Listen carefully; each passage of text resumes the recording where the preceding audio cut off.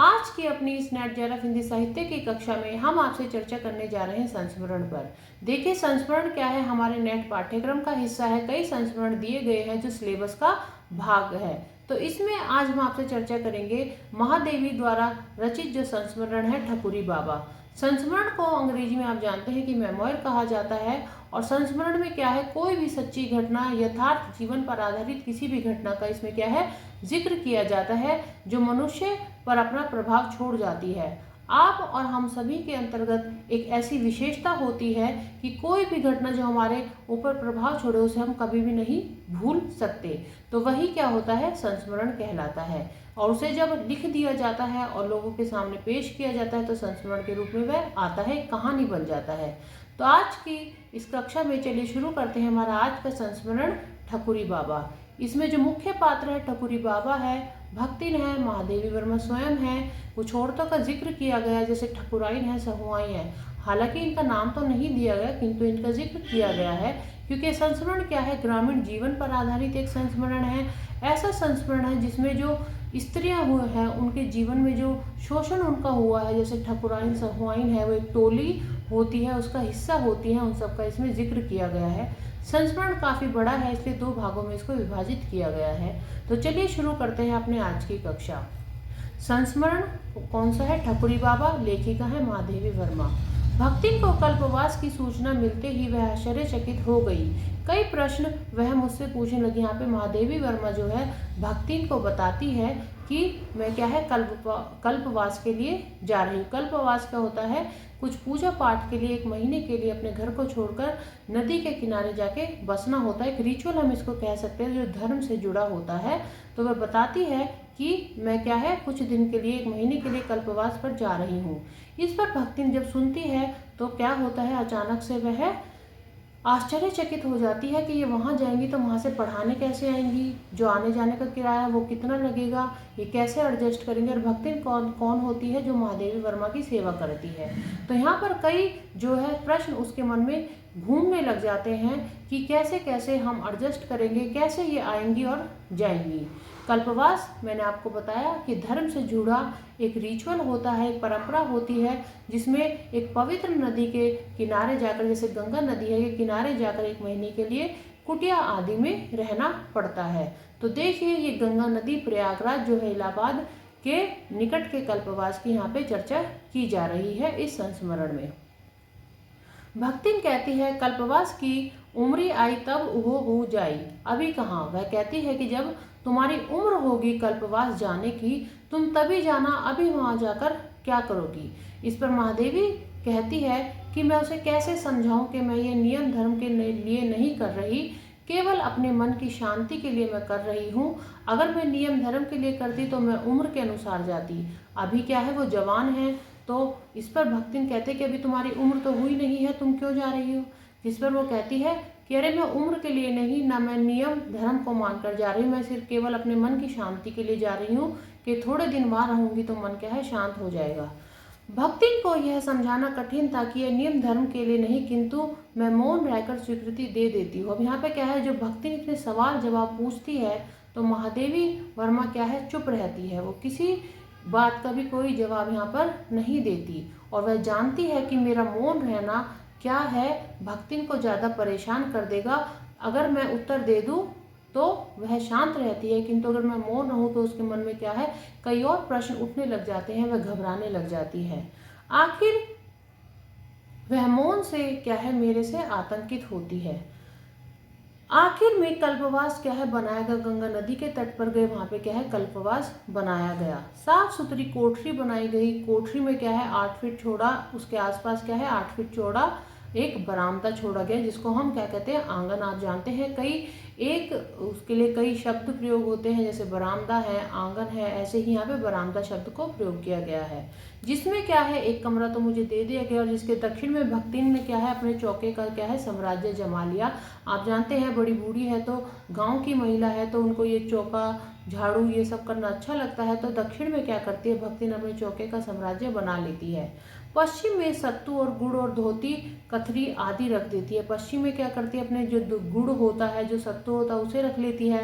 एक खूंटी टांग लेती है, उसमें क्या टांग देती है, अपनी धोती और कथरी को टांग देती है। कोठरी का द्वार अभ्यागतों के लिए एक बैठक, जो कोठरी है जहाँ से अंदर घुसते हैं वहाँ पे एक द्वार है, उस द्वार के पास एक जगह छोड़ी गई है और उसको क्या बनाया गया है, जो आने वाले अभ्यागत हैं आने जाने के लिए क्या बना दी गई है, वहाँ पे बैठक बना दी गई है कि कोई आएगा जाएगा यहाँ पर आकर बैठ जाएगा। मेरा दिया पीतल का और भक्तिन की क्या है, लालटेन। यहाँ पे महादेवी बताती है जो दिया जलता है मेरे कमरे में या कोठरी में वो कैसा है, पीतल का दिया है, और जो भक्तिन का है वो क्या है, एक लालटेन है जो धुंधली सी धीरे धीरे धीरे धीरे जलती रहती है। मेरे पास क्या है, एक शीतल पाटी है जिस पर मैं लेटती हूँ, और भक्तिन के पास क्या है, एक टाट है जिस पर वह लेटती है। देखिए कितना यहाँ पे एक दिखाया गया है कि किस प्रकार एक सेवादार को भी एक अच्छे से रखा जा सकता है। भक्तिन और मेरा कल्पवास अब आरंभ हुआ। अब यहाँ पे दोनों का कल्पवास आरंभ कैसे हुआ, क्योंकि भक्तिन भी क्या है, महादेवी के साथ जाती है, तो जैसे महादेवी रहेगी 1 महीने के लिए ऐसे ही भक्तिन को रहना पड़ेगा। तो इसलिए कहा गया कि दोनों का क्या है, यहाँ पे कल्पवास आरंभ हो गया।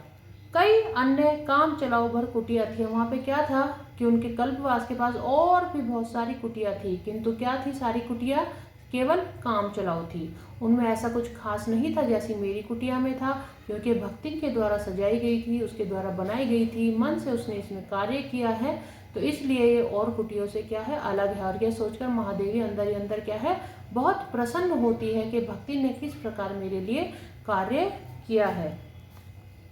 कल्पवास का क्या महत्व रहा होगा, उसको जानने के लिए आज का समारोह काफी होगा। यहाँ पे भक्तिन महादेवी बैठी बैठी सोचती है कि जो कल्पवास है जिसके लिए मैं आई हूँ, कभी पुराने जमाने में परंपराओं से इसका इतिहास में इसका क्या महत्व रहा होगा। ये जो आज का यहाँ पे समारोह हुआ है उसको देख के ही पता चल गया। क्यों? क्योंकि आप जानते हैं कि हमारे देश में धर्म का कितना बड़ा एक भूमिका होती है हर इंसान के जीवन पर।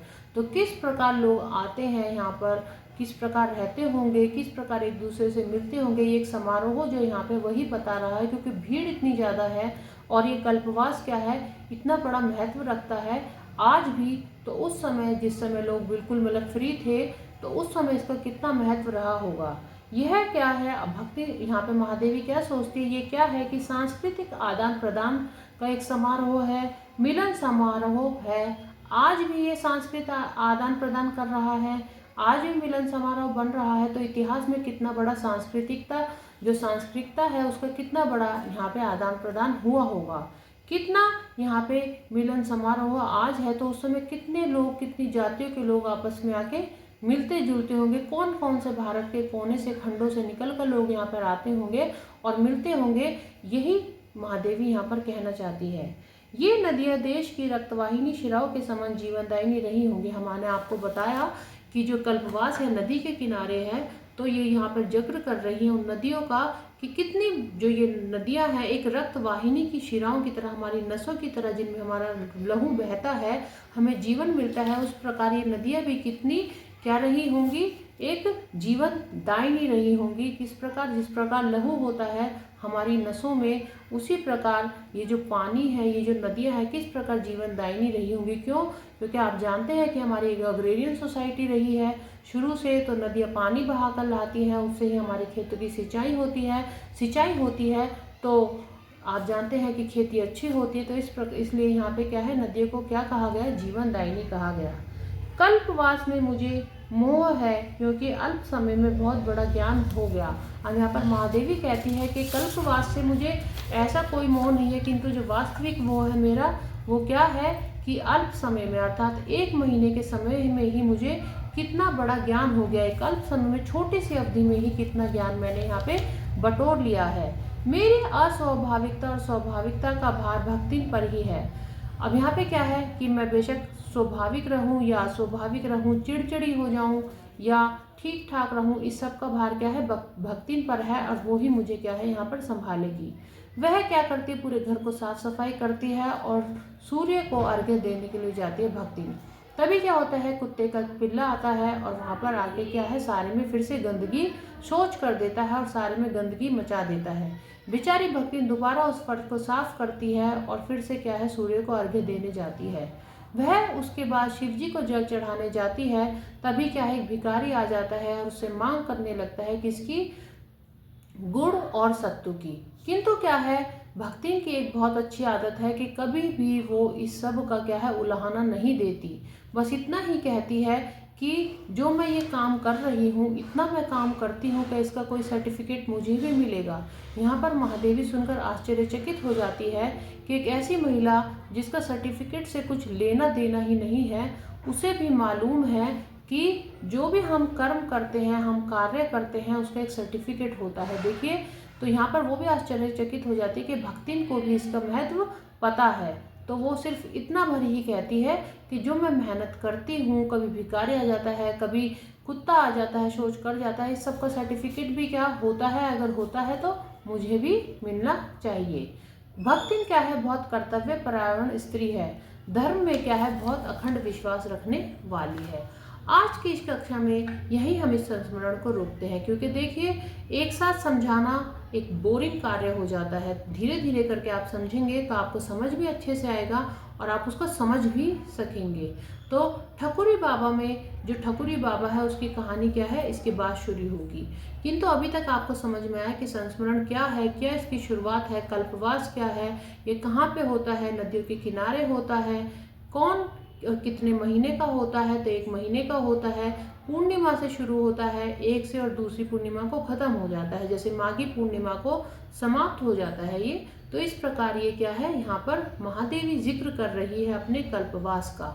यहाँ पर क्या है, वह बता रही है कि जब उन्होंने कल्पवास किया तो क्या क्या उनके साथ बीता। आगे का जो संस्मरण है मैं अगली वीडियो में आपको बताऊंगी। आज के लिए इतना ही।